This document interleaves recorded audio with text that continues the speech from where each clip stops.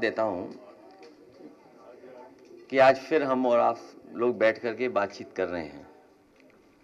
पिछली बार जब मैं सैफई में था और उस दिन हम लोगों ने तय किया था कि 22 नवंबर 2026 को आज ही के दिन अगले वर्ष नेताजी का जो सैफई में मेमोरियल बन रहा है, जब पूरा बन जाएगा तो उसका उसी दिन उद्घाटन करेंगे हम लोग। आज फिर मैं बात आज उनके जन्मदिन पे जब हम सब समाजवादी लोग याद कर रहे हैं कि 22 नवंबर 2026 को नेताजी का मेमोरियल का हम लोग उद्घाटन करेंगे, उसी में कार्यक्रम हमारा बड़ा होगा। आज जब नेताजी को हम लोगों ने याद करते समय लॉ यूनिवर्सिटी जो नेताजी ने कभी बनाई थी, यूपी में इतनी प्रतिष्ठित लॉ को लेकर के यूनिवर्सिटी नहीं थी, जो राम मनोहर लोहिया लॉ यूनिवर्सिटी बनी है वो नेताजी की ही बनाई हुई है। आज उनके बच्चों को मैंने सम्मान किया, जो बच्चे टॉपर्स थे, जिन्हें गोल्ड मेडल मिला था या कोई और मेडल मिला था, उन बच्चों को भी आज के दिन सम्मान दिया, क्योंकि वो लॉ यूनिवर्सिटी नेताजी की बनवाई थी, वो टॉपर थे। उन्हें आईपैड दे करके हम लोगों ने सम्मान देने का काम किया। जब हम आप बात कर रहे हैं उससे पहले बच्चे मिल करके और उनका सम्मान करके हमने उन्हें जाने दिया। आज जब हम लोग बैठे हैं तो सबसे महत्वपूर्ण जो जानकारी हम लोगों को मिल रही है, जब बातचीत कर रहे हैं कार्यकर्ताओं से, नेताओं से, और जो जानकारी दे रहे हैं, समय समय पे पार्टी कार्यालय को भी सूचित किया जा रहा है। अभी सुबह जब एक हमारे विधायक ने फोन किया, उन्होंने कहा कि जो बीएलओ हैं, जितना उन्हें सहयोग करना चाहिए वो सहयोग नहीं कर रहे हैं। एक जगह वो बैठ जाते हैं, उसके बाद वो उन्हें ढूंढिए आप लोग, तब मिलेंगे, नहीं मिलेंगे। लेकिन सच्चाई ये है, जब बिहार का चुनाव देख लिया, बिहार के बाद जो अखबारों में लिखा गया, सोशल मीडिया पे जो आया, या अन्य माध्यमों से जो जानकारी मिली है, वो जानकारी ये मिली है कि उत्तर प्रदेश और वेस्ट बंगाल में बड़ी तैयारी है भारतीय जनता पार्टी की, और चुनाव आयोग से मिलकर के है। क्योंकि चुनाव आयोग की तरफ हम देखते हैं तो हमें उम्मीद है, करते हैं कि वो निष्पक्ष होगी, वो संस्था निष्पक्ष होगी, वो हमारी किसी भी शिकायत का निराकरण करेगी। लेकिन सुनने में आ रहा है कि 2024 की हार के बाद सबसे ज्यादा भारतीय जनता पार्टी और चुनाव आयोग फोकस कर रहा है वेस्ट बंगाल पर और उत्तर प्रदेश पर, अन्य स्टेटों पे भी जहां पर बीजेपी की सरकार नहीं है, उदाहरण के लिए तमिलनाडु जहां चुनाव आने वाला है। लेकिन सबसे ज्यादा फोकस, सबसे ज्यादा टारगेट और टारगेटेड जो चीजें हो रही हैं वो उत्तर प्रदेश और वेस्ट बंगाल में हो रही हैं, जहां पर चुनाव आयोग से हमें उम्मीद थी।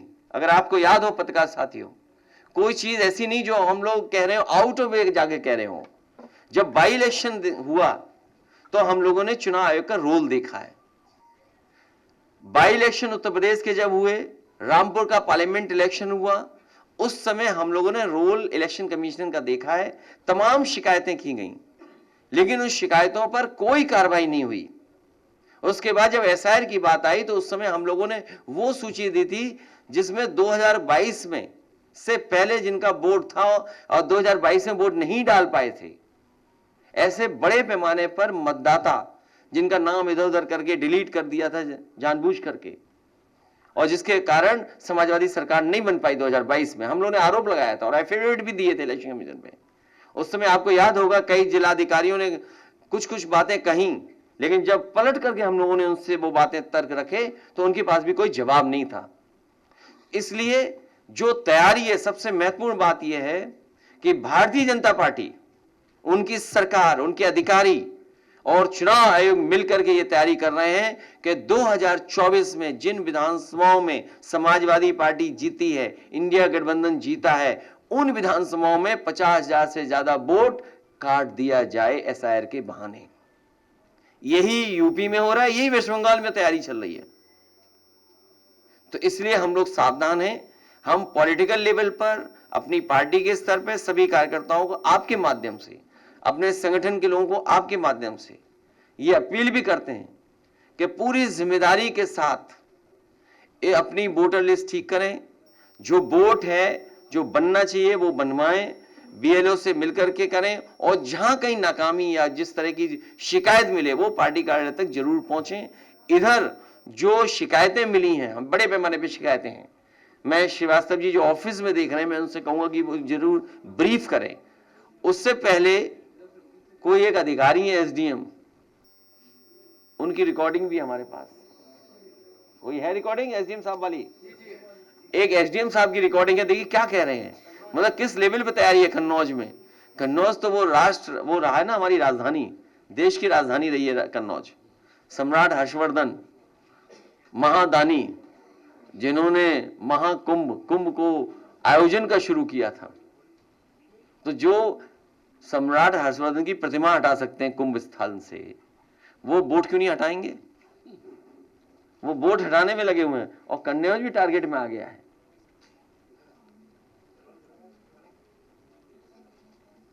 और मैं पहले भी बता चुका हूं कि पोस्टिंग, ट्रांसफर, पोस्टिंग, हाँ चलाइए इस ऑडियो को।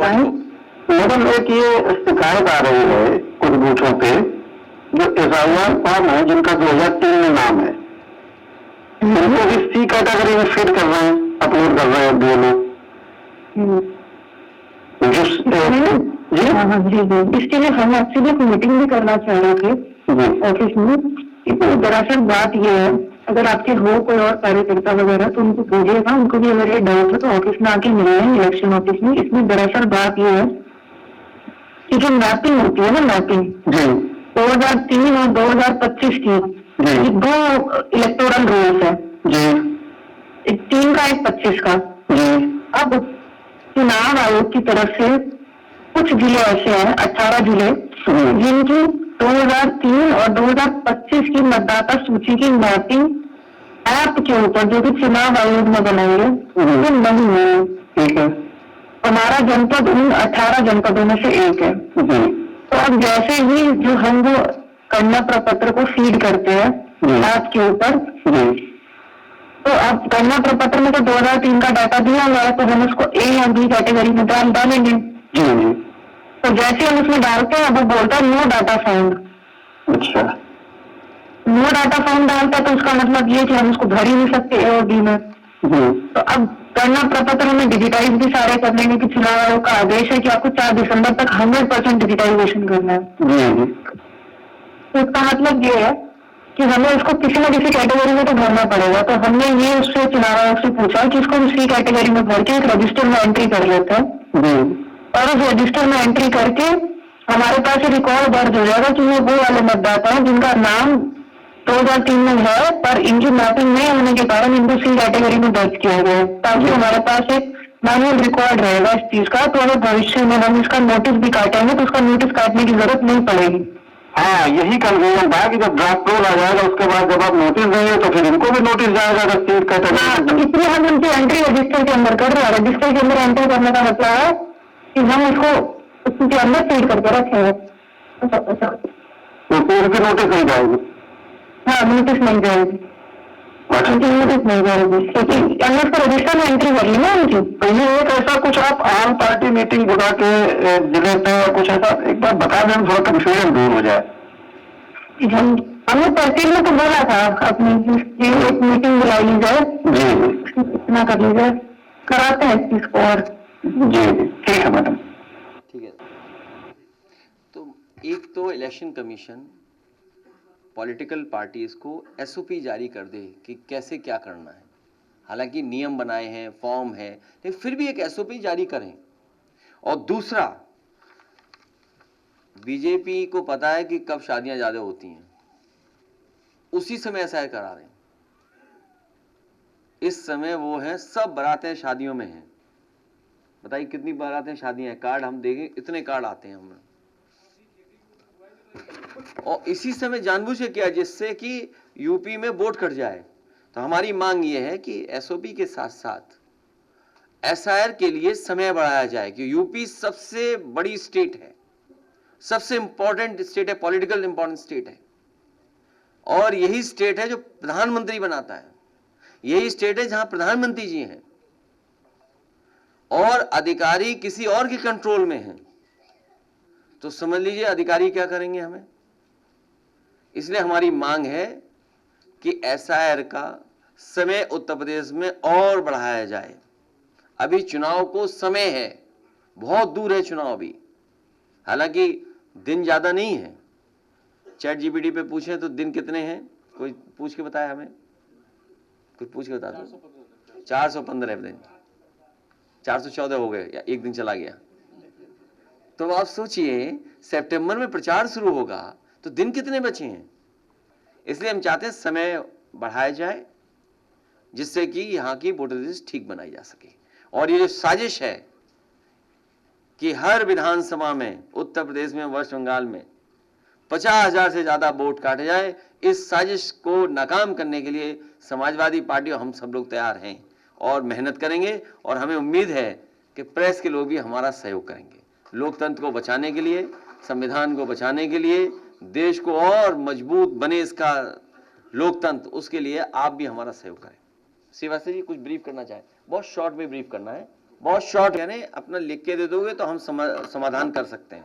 माननीय राष्ट्रीय अध्यक्ष जी, इलेक्शन कमीशन ऑफ इंडिया ने 27 अक्टूबर 2025 को एसआईआर की घोषणा की थी और 4 नवंबर से एसआईआर शुरू हुआ है। इस बीच में मतदाताओं की संख्या 15,44,30,092 थी। इलेक्शन कमीशन ऑफ इंडिया ने 2 दिन पहले एक आंकड़ा जारी किया है और इलेक्शन कमीशन ऑफ इंडिया ने अपने आंकड़े में कहा है कि मतदाताओं की ये जो संख्या है इस पर 99.4% से भी आगे जाकर के गणना प्रपत्र बांट दिए गए हैं।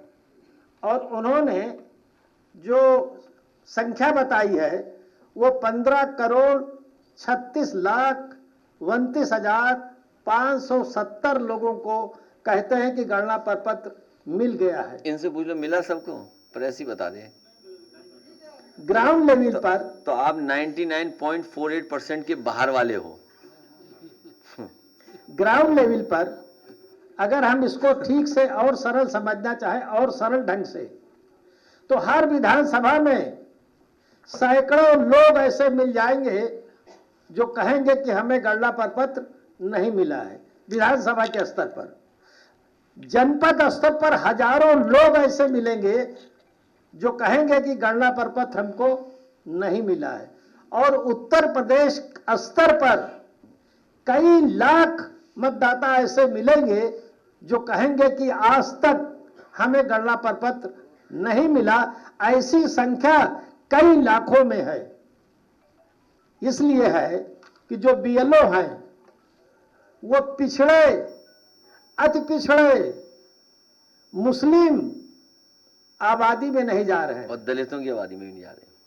और ये लोग न तो मुस्लिम इलाके में जा रहे हैं, न पिछड़े इलाके में जा रहे हैं, न अति पिछड़े में जा रहे हैं, न दलितों में जा रहे हैं। ये बीएलओ रूलिंग पार्टी के जो वर्कर, रूलिंग पार्टी के जो नेता हैं, जो कोटेदार हैं, जो नगर निगम के पार्षद हैं, जो पंचायत के सदस्य हैं और जो प्रधान हैं, उनके यहाँ बीएलओ बैठ जाते हैं और फोन करके कहते हैं कि आओ और अपना फॉर्म ले लो।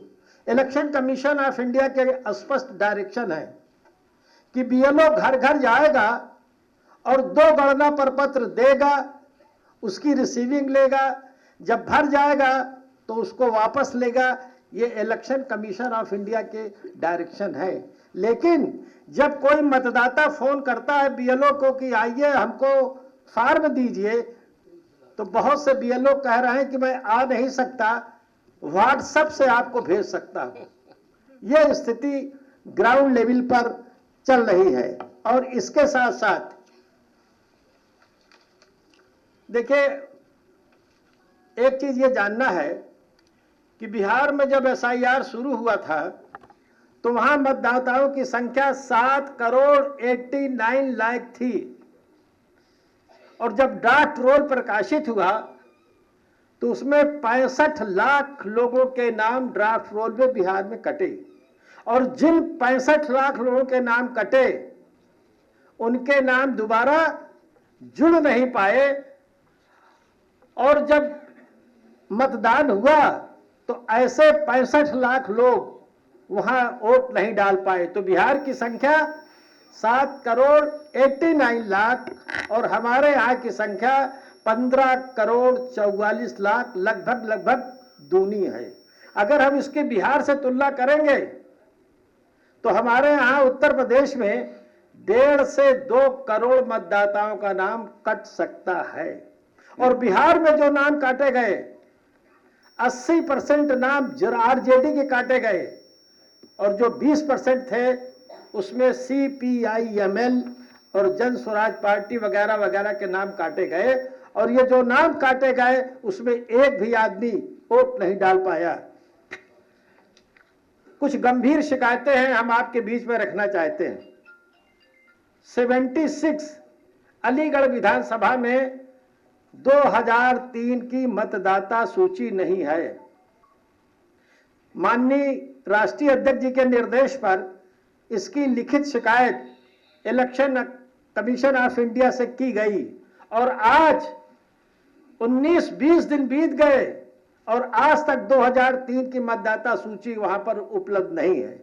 इसी तरह से भोगांव विधानसभा में बूथ नंबर 222 में 400 मतदाता लापता है। इसी तरह से फर्रुखाबाद सहित लगभग 3 दर्जन जनपदों में या तो पूरी की पूरी मतदाता सूची 2003 की नहीं है, और अगर किसी बूथ पर है तो उस बूथ के सैकड़ों मतदाताओं का नाम ही लापता है। इस तरह की लापरवाही हो रही है।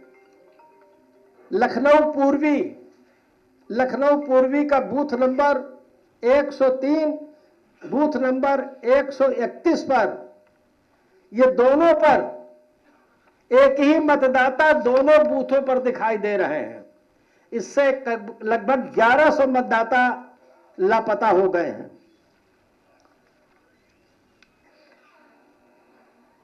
और सबसे महत्वपूर्ण चीज यह है कि इलेक्शन कमीशन ऑफ इंडिया ने कहा था कि SIR शुरू होने से पहले BLO को ट्रेनिंग दी जाएगी।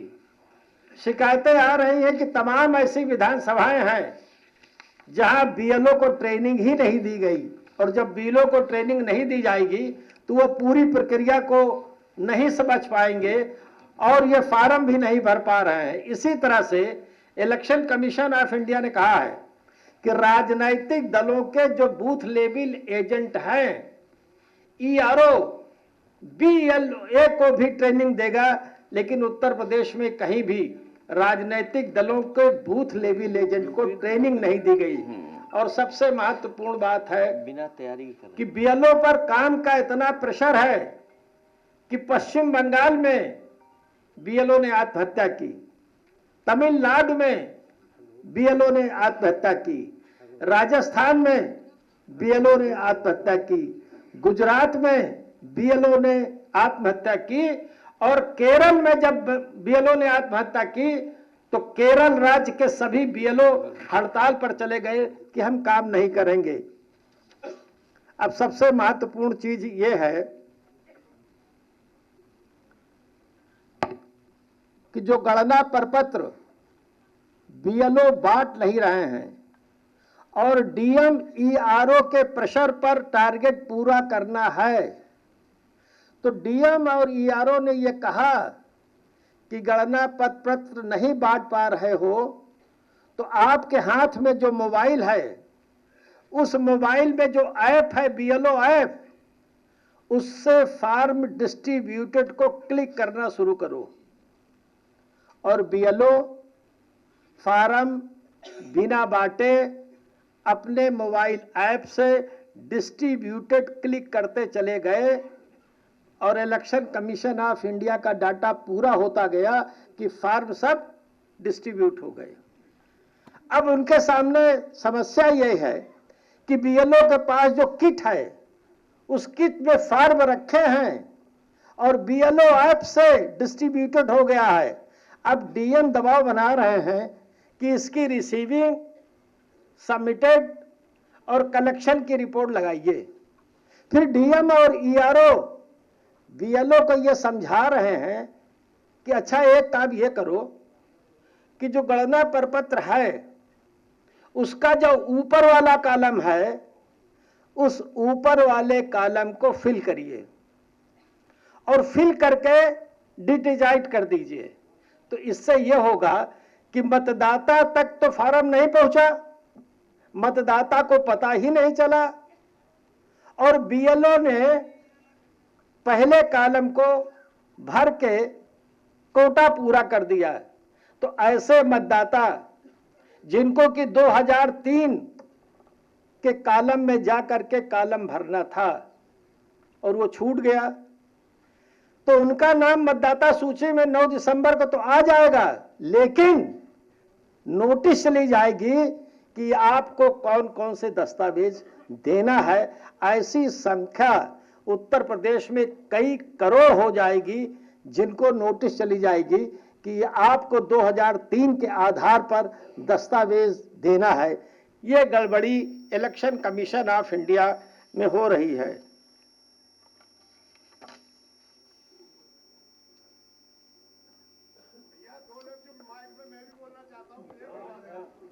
बाकी बात तो माननीय जी ने कही दिया है।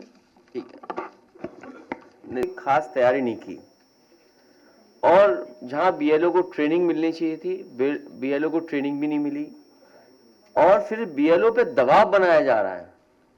अब बीएलओ खुद परेशान है, बीएलओ बड़े पैमाने पे परेशान है कि करें क्या। ट्रेनिंग नहीं होना, उनका पूरी तैयारी से नहीं काम करना और उन पे अब क्योंकि दबाव बन गया, दबाव बनाया जा रहा है और जैसे जैसे टाइम कम बचेगा तो दबाव और बढ़ेगा, क्योंकि जब आप डेटा दिखाते हैं इलेक्शन कमीशन तो 99.48% आप डिस्ट्रीब्यूट कर चुके हो फॉर्म। तो इसका मतलब डेटा में फिर हेरा फेरी कर देंगे ये लोग और कह देंगे यूपी में बन गया वोट सबका या नहीं वोट है और नहीं वोट बना है, और जो उन्हें अपना करना है खेल, जो डकैती, वो अपना कर लेंगे, 50,000 से ऊपर वोट काट देंगे। तो अब जब जनता में हारने लगे, मुद्दों में हारने लगे, विकास किया नहीं है, तो नया तरीका निकाला एसआईआर। कौन सा विकास कर दिया इन्होंने? अस्पताल बर्बाद कर दिए, महंगाई बढ़ा दी, बिजली का बिल ज्यादा देना पड़ रहा है, दवाइयां फर्जी आ रही हैं, खांसी की दवा लेना मत, मौसम ऐसा है कि खांसी हो जाती है। अब समझ लो खांसी वाली दवाई में क्या दिक्कत है, आप जानते हो। और जब से बीजेपी की सरकार आई है, डॉक्टर साहब हमारे बगल में बैठी हैं, ये बेटर बता सकती हैं, लेकिन मैं उसमें आर्ग्यू नहीं करूंगा। लेकिन आप बताइए, पहले जो बुखार ठीक होता था 500 mg की गोली में ठीक हो जाता, पैरासिटामोल थी गोली। जब से बीजेपी की सरकार आई है 650 की खानी पड़ रही है और तब भी नहीं बुखार उतरता है। ये क्या हो गया बताओ, हो क्या रहा है? नहीं हो क्या रहा है? आप खुद बताओ ना, खुद आप लेते होगे दवाई तो है। इसका कौन सा रिसर्च है? खांसी की दवा तो खराब, अस्पताल में जाओ, दाएं हाथ में प्लास्टर लगवाना और बाएं लगा देंगे, वो ऑपरेशन थिएटर से भागना पड़ रहा है मरीजों को। क्या हालत है बताओ आप, ये हालत है, सोचिए। और करप्शन तो आप जानते हो किस लेवल पे है करप्शन, हाईएस्ट करप्शन है, पीक पे। इतना करप्शन कभी उत्तर प्रदेश में नहीं हुआ जो हो रहा है। तो जब ये सब मुद्दों का सामना नहीं कर पा रही है सरकार, और अब समय बचा नहीं सरकार के पास, नदी साफ करेंगे, गंगा मां गंगा को साफ करने का बंगाल तक जाएगी, आपके यहां तक बताया कि वहां तक अब जाएगी मां गंगा।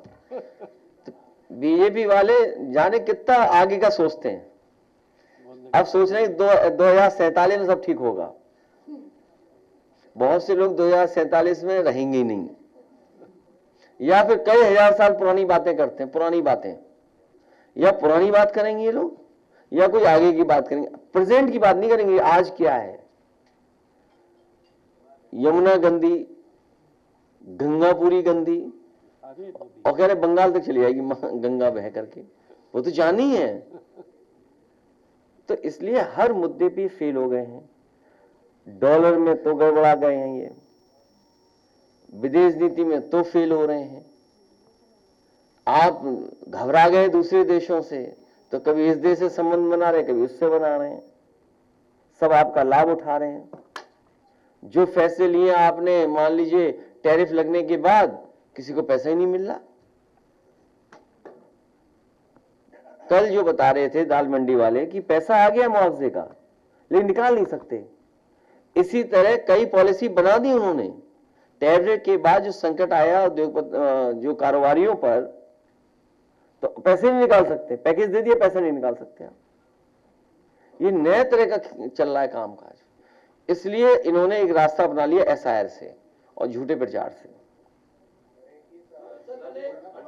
18 तारीख को एक पत्रकार मारा गया था, बहुत ही हालत उसकी सीरियस है। आज सारे पत्रकार जीडीओ में बैठे हुए अपनी मांगों को लेकर के। मैं उनके पूरे पत्रकारों के समर्थन में हूं और उनकी मांग मानी जाए, न्याय मिले, कानूनी कार्रवाई हो, और अगर कोई सरकार की तरफ से आर्थिक भी मदद भी हो, इलाज से लेकर और सुविधाएं भी देनी चाहिए। सर, बुलडोजर जस्टिस पर कल बीआर रोही ने कहा है कि अगर हमारे फैसलों में सबसे ज्यादा कोई अहमियत रखता है तो वो बुलडोजर जस्टिस के खिलाफ जो फैसला हमने दिया है वो है। मॉरिशस में भी उन्होंने उस फैसले को रिपोर्ट किया था और सार्वजनिक तौर पे भी कई बार कहे। कल उनका फेयरवेल फंक्शन था, वहाँ भी बुलडोजर जस्टिस का फैसला उन्होंने फिर से दोहराया। उत्तर प्रदेश में कई जगह बुलडोजर चलते हैं। उन्होंने कहा कि अगर किसी ने तो अपराध किया है तो उसके माता पिता को रहने का हक क्यों छीना जाता है, क्यों रहने दिया जाता है? मुझसे कुछ ना कहलवाओ तो ही ठीक है, बस। मुझसे इसलिए मत कहलवाओ कि जब खुद ही चीफ जस्टिस कह रहे हैं तो फिर मैं क्या कहूं। चीफ जस्टिस कह रहे हैं तो मैं क्या कहूं उसके लिए। आपको चीफ जस्टिस साहब की बात माननी चाहिए। सर, कल खबर छपी थी कि आजम खान साहब जेल में बीमार हैं, उनको नेबुलाइजर वगैरह बाद में दिया गया, उनको कुर्सी नहीं दी गई। ऐसी उम्र, इनकी उम्र 77 साल से ज्यादा है। ऐसी कंडीशन में मतलब जेल अथॉरिटीज उनको बेहतर इलाज के लिए बाहर क्यों नहीं भेज रही है? हम व्यक्तिगत रूप से भी अधिकारियों से कहेंगे, व्यक्तिगत रूप से भी कहेंगे, और हमेशा इस तरह का होता है तो हम लोग कहते हैं। अखिलेश जी, अभी आपने कन्नौज के एसडीएम की घटना का जिक्र किया। मेरे संज्ञान में आया, कल मेरी बात हो रही थी। बांदा जिले की तहसील है नरैनी, वहाँ पर मेरे जीजा जी लेखपाल हैं। वहाँ पर बताया जा रहा, जो एसडीएम है अमित शुक्ला, हाल प्रकरण में आया था कि भाजपा के जो विधायक हैं बांदा से, उन्होंने उनको मारपीट भी साथ में हुई थी। तो बता रहे जो अमित शुक्ला है वो मीटिंग कर रहे हैं, भारतीय जनता पार्टी के तमाम नेताओं को बुलाकर के कह रहे हैं कि आप लोग अपना जो उनको मतदाता सूची जो होनी है उसको बढ़वाइए, उनको बुला करके उनके साथ मीटिंग अमित शुक्ला जी कर रहे हैं। और समाजवादी पार्टी के किसी भी पदाधिकारी को नहीं बुलाया गया। ये हमारे पत्रकार साथी जो जानकारी दे रहे हैं, इसी तरह की जानकारी मिल रही है, और समय समय पर हम लोगों ने आपके माध्यम से कहा है कि सरकार के अधिकारी भी भारतीय जनता पार्टी के पदाधिकारी बन गए हैं और पदाधिकारी की तरह काम कर रहे हैं। हमारे एक पत्रकार, बहुत जागरूक पत्रकार जो आगे बैठे हैं, उन्होंने अभी चीफ जस्टिस ऑफ इंडिया के बारे में कहा कि वो समय समय पर बुलडोजर का जो तरीका है, बुलडोजर संस्कृति के खिलाफ है। सोचिए, चीफ जस्टिस का कहना कितनी बड़ी बात है। तो जो सरकार सेंसिटिव होती, जो कॉन्स्टिट्यूशनल वैल्यूज को समझती है, डेमोक्रेटिक वैल्यूज को जो समझती है, वो सरकार अपने आप सुधार ले आएगी। पर यहां कौन सुधरने वाला? उन्हें क्या परवाह है संविधान की, कानून की, चीफ जस्टिस की? किसी की परवाह नहीं है, किसी की परवाह नहीं। सच्चाई तो ये है, किसी की परवाह नहीं है। और वो ये चाहते हैं कि जनता लड़ जाए उनसे सीधी, फिर वो पुलिस से कार्रवाई करा दें।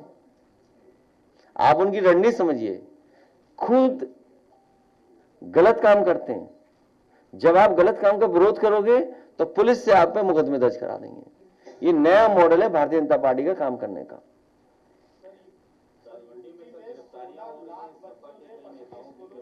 तो गिरफ्तारी हो रही तो मैंने उनसे कहा बुलडोजर के सामने लेट जाओ। गिरफ्तारी क्या होती है? वो मैं आपसे क्या कह रहा हूं, पुलिस चाहती है कि हम सीधा लड़ने लगे, अधिकारी चाहते हैं सीधा लड़ने लगे हम उनसे। ये है जो हमारा ये साथी बता रहा है। किसका नाम ले रहा है? कौन से एसडीएम साहब हैं? वो पक्का उन्हें खनन का मिल रहा हुआ पैसा महीने का। वहां जो बांदा है, बांदा की पोस्टिंग गई होगी तो खनन चल रहा था। देखिए दिक्कत तो क्या है, एक प्रैक्टिकल दिक्कत बता दें हम आपको। एक चैनल ने खबर चलाई तो हमने भी उसको ट्वीट कर दिया, पता लगा चैनल का काम बन गया। तो ये लड़ाई बड़ी कठिन है, इस लड़ाई को हम लोग जीतेंगे। ये लड़ाई बहुत कठिन है, लेकिन पता नहीं क्या है कि हम लोग जीतेंगे, देखिएगा। हाँ। ऐसा संशोधन है, कोविड के बाद आपका वेतन नहीं बढ़ा है। ये संशोधन ऐसा है, कोविड के बाद आपका ही वेतन नहीं बढ़ा है, दिखाने के कुछ और हैं, और हमारे मजदूर भाइयों का सत्यानाश कर देंगे सब कानून। ये उद्योगपतियों के लिए बने हैं, उद्योगपतियों के कंट्रोल में सब चीजें चली जाएं, और आपको दिखाई नहीं दे रहा सब क्या क्या हो रहा है दुनिया देश में। अभी हम कुछ कह दें तो कहेंगे देश विरोधी हैं। क्यों? क्या आपने टीवी पे नहीं देखा क्या घटना हुई? अभी एक हमने पायलट खो दिया। अगर हम बोल दें तो कहेंगे बताइए ये देश के खिलाफ है, विरोधी हैं। याद कीजिए आप, याद है फतेहपुर में किसी से दुख में कोई शामिल होने गया था राहुल गांधी जी, क्या कर रहे थे अधिकारी और बीजेपी के लोग, क्या कर रहे थे आपको पता होगा ना। तो ये समझ लो, कुछ कह दोगे आप तो कहेंगे देखिए आप देश विरोधी हैं आप लोग।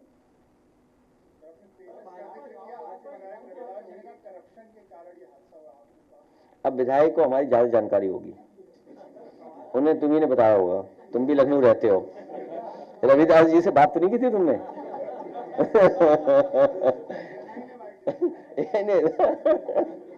रविदास जी हमारे बहुत लोकप्रिय विधायक हैं, बहुत क्रांतिकारी विधायक हैं, तो उन्हें कोई जानकारी हुई होगी। लेकिन ये देश को ठेस पहुंचाता है। सोचिए वर्ल्ड के वहां पे इतना बड़ा शो हो रहा हो, इतना बड़ा शो हो रहा हो, अब कब रिकवर करोगे आप उस चीज से? अब नहीं रिकवर कर पाओगे। इसलिए हर चीज तैयारी के साथ करनी चाहिए, पूरी फुल फ्लेज तैयारी होती है हमारी। हादसे हो जाते हैं, घटनाएं हो जाती हैं, लेकिन तैयारी के साथ।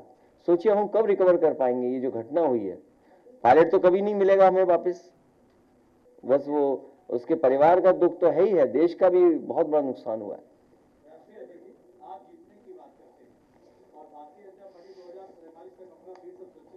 वो खुद ही नहीं रही यहाँ पे धरती पे, बातें कर रहे बेमतलब की। अरे किसके बारे में कह रहे हो तुम रहोगे 2047 तक, तो खुद ही नहीं रहोगे। उम्र हमें दिखाई दे रही है, सर पे बाल नहीं है आपके। अच्छा जीतेंगे नहीं, ना बंगाल जीतेंगे ना यूपी जीतेंगे, मैं आपको बता दे रहा हूं। इसी देखिए ये सही कह रहे हैं बीजेपी। ये कभी सीरियस बन लेना किसी बात को। मैं फिर रिपीट कर दूं, नहीं क्लियरिटी होगी तो इसमें हमारी आपकी नाराजगी कभी नहीं होगी। हमारा आपसे किसी झगड़ा नहीं है। अगर मैं कुछ कहता हूं तो जो आपके पीछे के पीछे जो बैठे हैं उनसे झगड़ा है, समझिए बात को, आपसे नहीं झगड़ा है। तुम तो हमारे समर्थक हो। नहीं, ये जो साथी कह रहे हैं सही कह रहे हैं कि बीजेपी 47 की बात कर रही है, अपना मैनिफेस्टो खुद नहीं पढ़ते वो लोग। दुख इस बात का है कि जो मैनिफेस्टो वो बनाते हैं एक इलेक्शन के लिए, वो खुद ही नहीं पढ़ते हैं उसको। तो एक काम करें ना भारतीय जनता पार्टी, 2047 क्यों, 100 साल और जोड़ दो, हम भी अपना एक मैनिफेस्टो जारी कर देंगे 100 साल बाद वाला। उससे क्या फर्क पड़ता है? अगली पीढ़ी देखेगी, समझेगी। तो क्या हुआ 2047 का मतलब फिर हमें अगर 100 साल और आगे बढ़ाना तो क्या है, हैं? 2147 का समाजवादी पार्टी अपना मैनिफेस्टो जारी करेगी। बीजेपी से सीख करके 2147 का हम लोग भी विजन डॉक्यूमेंट जारी करेंगे और किसी साधु संत से और अच्छी राय लेकर के उसके और 100 साल बाद वाला भी जारी कर देंगे।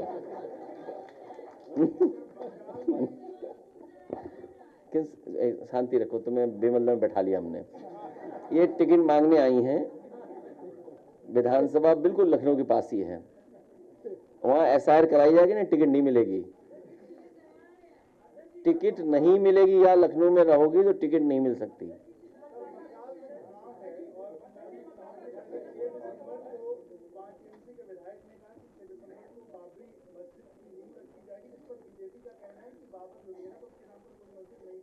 अरे तुम क्यों बातें करते हो, वो अलग तरह की कोई बात कही होगी। कोई भी धार्मिक स्थान अपना बनाना चाहता है, जैसे हम ही अपना बनाना चाहते हैं, हमारा बन रहा है, उसको रोक लोगे क्या?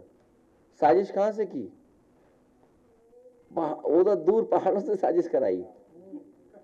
ये पता है आपको? नहीं पता है? ये बीजेपी हर धर्म के खिलाफ है। ये जो बात आप कह रहे हो ना, आप आर्काइव में वो वीडियो निकालिए, कौन खिलाफत कर रहा था वहां जब हम बना रहे थे इटावा में मंदिर?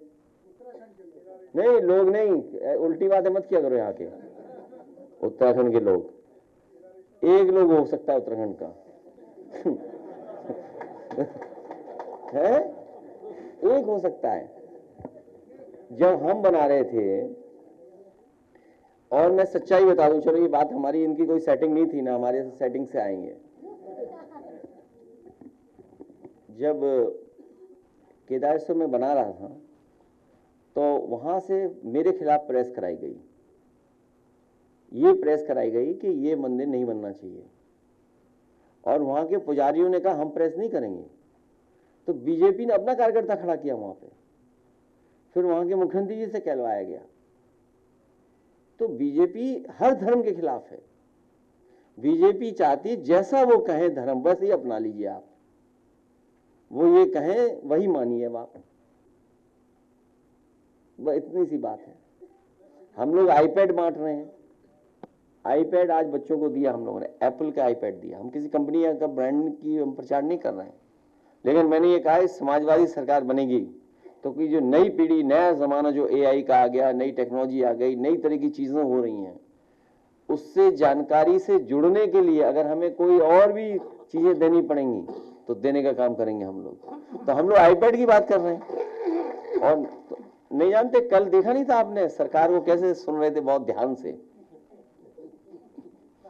कल बहुत ध्यान से सुना जा रहा था, जो भाषण हो रहे थे कल, सरकार पूरा ध्यान से सुन रही थी। आपके मुताबिक यूपी में क्राइम रेट कितना आगे बढ़ गया? जो डेटा कहता है वो ये कहता है कि सबसे वर्स्ट लॉ एंड ऑर्डर कहीं है तो यूपी में है। आप तहरीर देंगे, आप पे मुकदमा दर्ज नहीं होगा।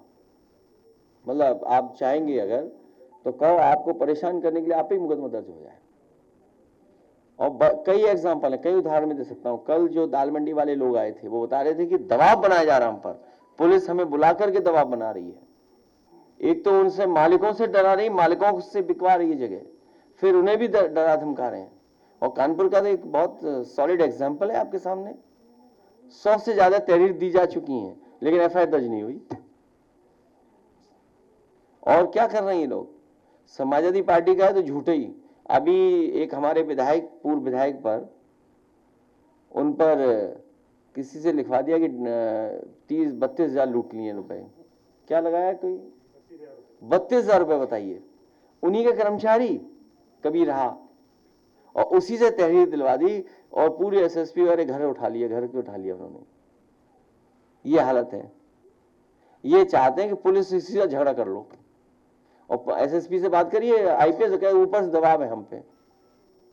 कानपुर में आप तहरीर मिलने के बाद नहीं एफआईआर दर्ज कर रहे हैं, यहां तहरीर मिले तो तुरंत पकड़ ले रहे हैं आपको। तो ये लॉ एंड ऑर्डर है क्या?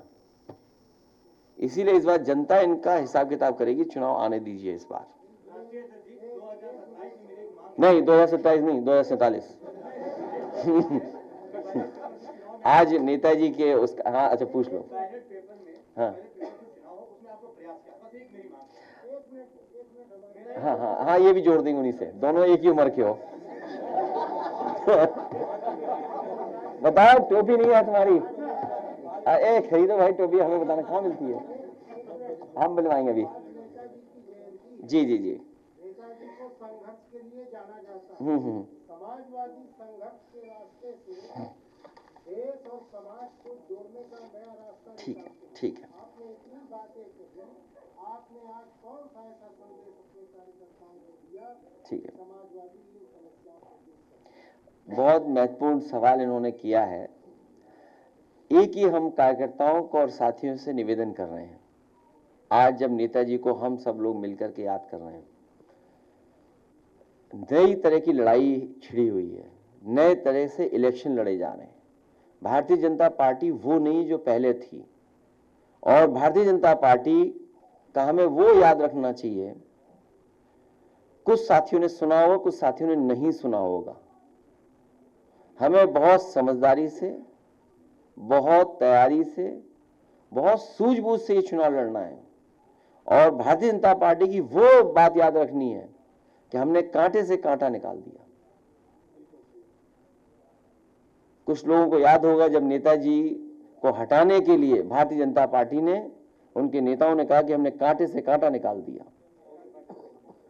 इसलिए ऐसे समय पर हमें यही संकल्प लेना है कि एसआईआर, और हमें आपको उन्होंने 3-4 महीना उलझा दिया है, बीएलओ उनकी सुन रहा है, अधिकारियों की सुन रहा है, उनके घर जाकर के फॉर्म दे रहा है, उनके सब काम कर रहा है। तो हमें जो लिखा पढ़ी में उलझाया है, तो हमें लिखा पढ़ी में भी जीतना है, अपना बोर्ड बनवा करके तैयारी रखनी है। बाकी जब चाहोगे संघर्ष के लिए तब हम तैयार हैं। और हमने अपने कार्यकर्ताओं से कहा है, कई ऐसे मौके आए जहां हमें ही कदम उठाना पड़ा, और हम ये जानबूझ करके इसलिए उठाते हैं कि हम अपने कार्यकर्ताओं को बचा रहे हैं, पार्टी को बचा रहे हैं। हम जब चाहे तब जहां से कहो वहां से कूद जाएंगे, बताओ कहां से कूदना है। लेकिन हमें चुनाव जीतना है, कूदने में भी मुकाबला नहीं कर पाएंगे। कुछ लोगों का पहनावा ऐसा है, कूद ही नहीं पाएंगे कहीं। इसलिए आज मैं संदीप यादव को बधाई दूंगा। एक और साथी हैं जो एक भेंट करना चाहते हैं, किताब। संदीप यादव, बधाई इनको कि ये अपने तरफ से कुंभ में भी बहुत इन्होंने सेवा की लोगों की। नेताजी के नाम पर इन्होंने एक स्थान बनाया था, हाँ, प्रतिमा लगा करके लोगों को जोड़ा और सेवा बहुत की। अपना धर्म यही सिखाता है, सेवा, और बहुत सारे धर्म सेवा ही बताते हैं कि अगर हम सेवा करते हैं वो सबसे बड़ी धर्म का रास्ता है। इसलिए इन्होंने आज बाहर लगाया था दूध का स्टॉल, तो हमने कौन जाएगा बाहर दूध पीने, हमने तो हमारे हॉल में बंटवाइए। उससे पहले जब तक ये तैयारी कर रहे हैं अपने मिल्क की, काऊ मिल्क, मिक्स्ड मिल्क, इनका तो मिक्स्ड मिल्क होगा। तो नेताजी का जो स्मारक बन रहा है उसका एक वीडियो है, एक हमारे बहुत पुरानी इंडिया आइडल की उनकी एक टीम ने गाना बनाया है, एक एआई से गाना बनाया है। तो आप एआई का पहले सुना है कि इन लोगों का पहले सुना है? आ जाता है, ठीक है, एआई का अच्छा हुआ। कौन बोला? हाँ जी जी, एक नेताजी का 1.5 मिनट, वो बाद में या बाद में नहीं, बहुत लंबा हो जाएगा तो मिल्क पीते रहेंगे और वीडियो चलते रहेंगे। So you make the sequence, then you give it to Navesh, Ashish को बोलो सीक्वेंस बना लेंगे। तो पहले नेताजी का स्मारक सुनिए, पहले नेताजी वाले स्मारक वाला जो नया वीडियो बना है वो, और सेकंड फिर एआई का गाना जो बना है, फिर इनका इंडिया आइडल, फिर इनका नवेद का।